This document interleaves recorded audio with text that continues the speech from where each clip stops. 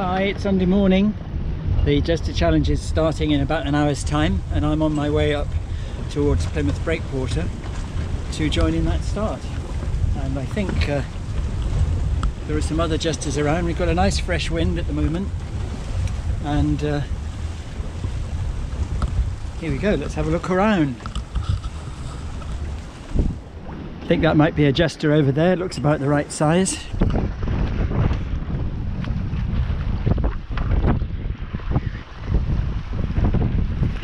Okay, the start just happened at 12 o'clock, and by some strange misfortune of fate I was pretty much on the start line at the right time. Hey, so we started about 5 minutes ago. Lots of little Jesters around. Let's have a look at them.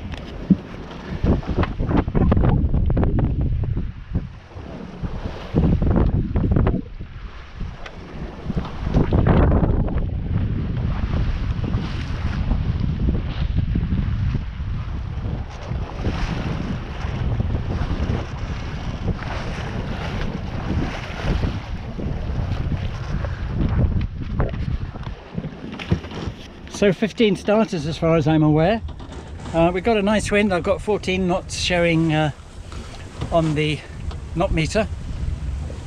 Close to hold on the starboard tack, and we're not last at the moment. Hey, how about that? So just going to keep a little bit of an eye open during these opening phases for other boats, because we're all in a bit of a bunch and heading down. It's pretty much due south actually, just a little bit less than about 170 degrees magnetic. So yeah, it's a good start. Everybody happy.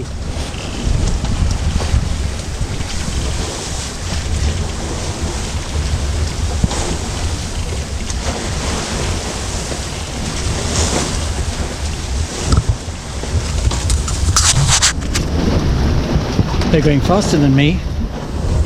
Not sure if I'm happy about that. There's not much I can do about it.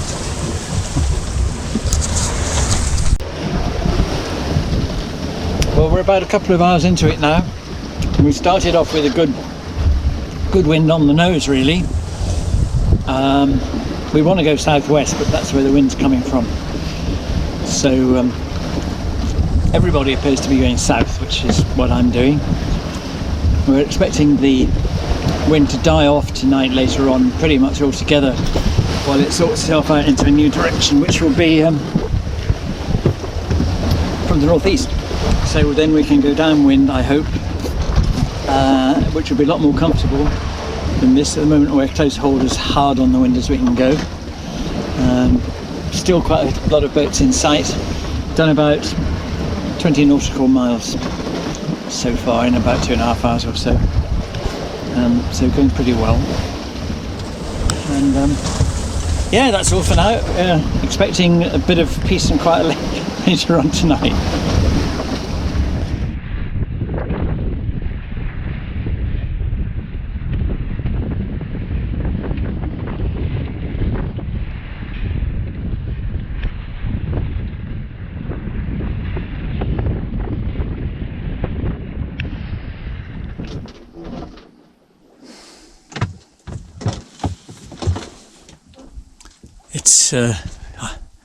It's about 4:45 on Monday morning, and the wind that we had yesterday has now gone away.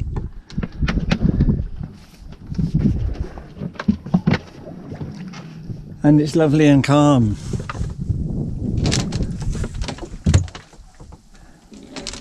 Which is actually quite a nice contrast from yesterday. Actually, not quite all the wind has gone away, because we have 4 knots of wind, and the sails are just filling, and we're making about, what are we doing? 2 knots through the water. So that's all right. We're in the night we've crossed the shipping, well, a shipping lane. Lots of shipping around. All the other Jesters diving and twisting through the shipping. And the great thing about having a little bit of calm is that it gives me a chance to tidy up. and probably do a bit of cooking and sort a few things out. Yesterday it was pretty lively actually, quite big seas. My teapot jumped off the stove, off the gimbals a few times, did some fantastic acrobatics, and somehow it isn't broken. So I shall still be able to make a cup of tea in a moment. Later on we're expecting the wind to come in from the northeast. So hoping to be able to get cracking again in the right direction.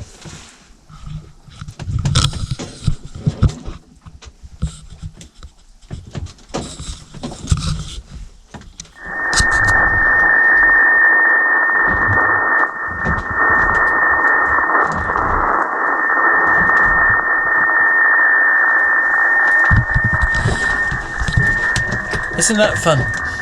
This is Weather Facts, which is a shortwave transmission that you can get out at sea. I've got an app on my iPad and a little cheap shortwave radio, and you put them together, and when the reception's good, which is usually very early in the morning, it's 6 o'clock in the morning, you can pick up some quite good fax transmissions which can give you a good insight into the weather when you're hundreds of miles from anywhere and there's no radio, no mobile phone, and all that kind of malarkey.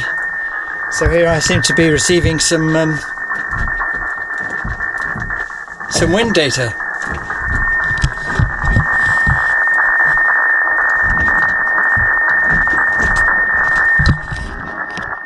Not bad, eh? Some say that you can't steer downwind with a wind vane self-steering, and yet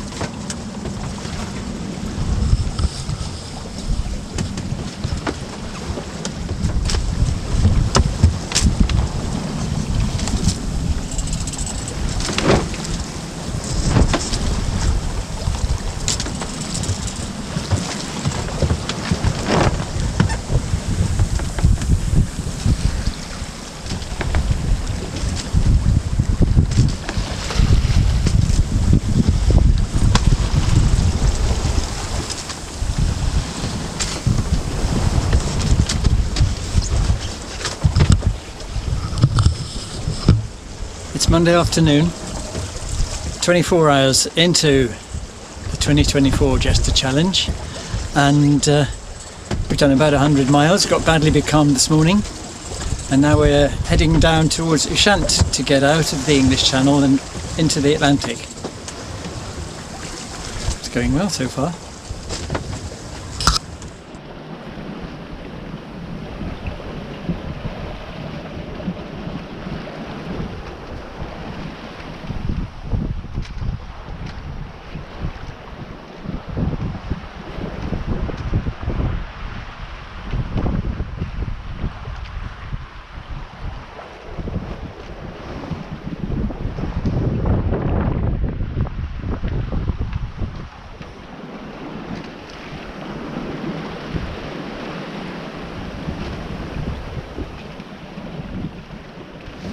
Good morning, and guess what? It's raining. Never mind. Last night we went through the traffic separation scheme at Ushant, Wissant, and that went very well. And now we're into some fairly damp looking weather.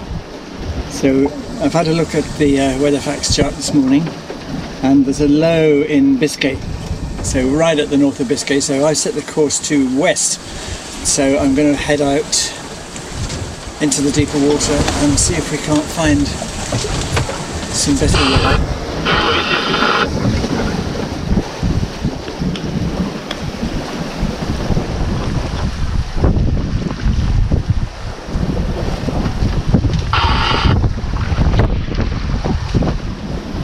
Okay, so first thing I got to do is to get rid of the spinnaker pole, which has been holding the Genoa out. I had it pulled out earlier because we're running kind of downwindish, but now it's in the way up there, so I'm going to have to get out of the way then I shall let the genoa out so I can heave to. Then I shall heave to. Then I shall lower some of the mainsail, and then I shall get out of the heave to, put the genoa away again, and have some more peanuts.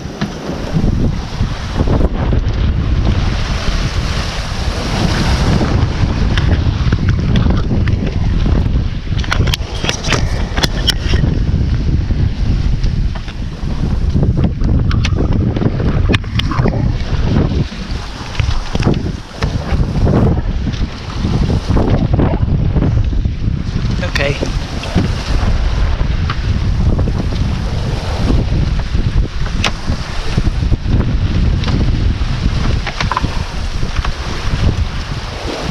Well, good morning. This is Wednesday, the 19th of June, and the most exciting news, I suppose, is that I've found my GoPro is broken. Yep, it is completely dead. It does not start, does not reset. It is a very small and very useless brick, so one continues with the telephone. So the rest of this journey will be covered by my phone, and somehow I'll find some way of getting it downloaded onto my computer. I've now passed into the deeper water of the Bay of Biscay, and now instead of 200 feet of water it's more like 2,000 or something, and there is now the Atlantic swell, which is alright really. It's a big, long, slow wave, and we're continuing southwest, and most things are kind of working. There's little bits of problems here and there, but we're still going.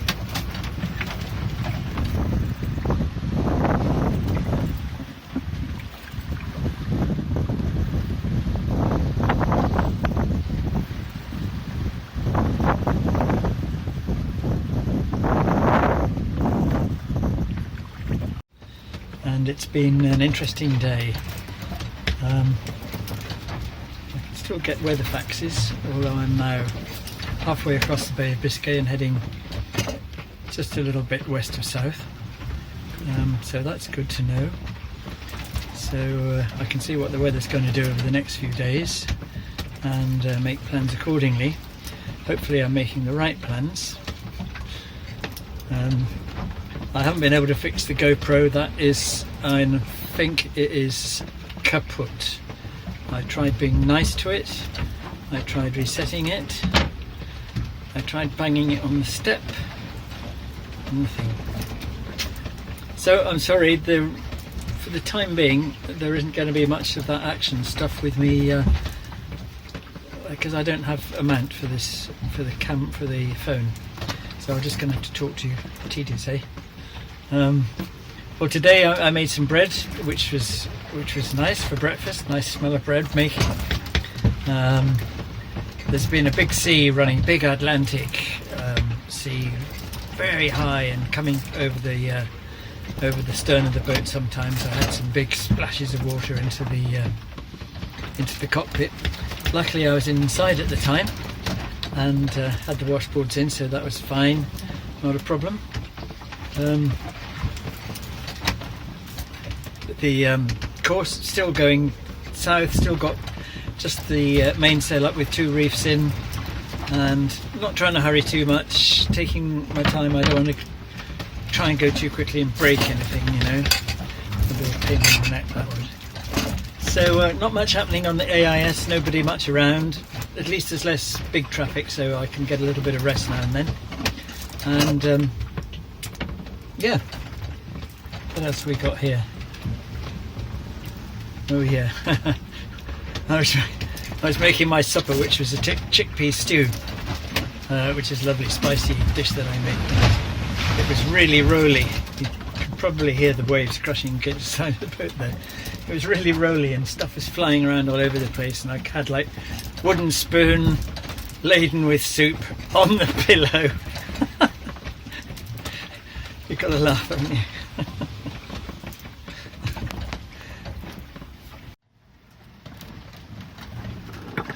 Breakfast is nearly ready.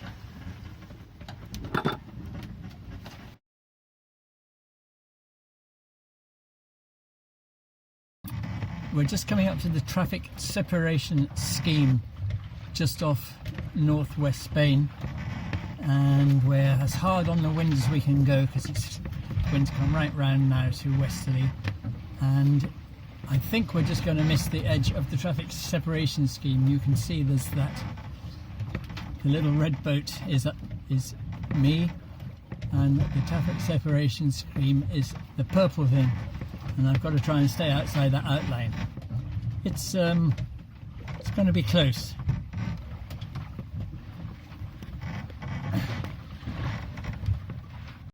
So the light is fading on Friday, and it's been quite a day really.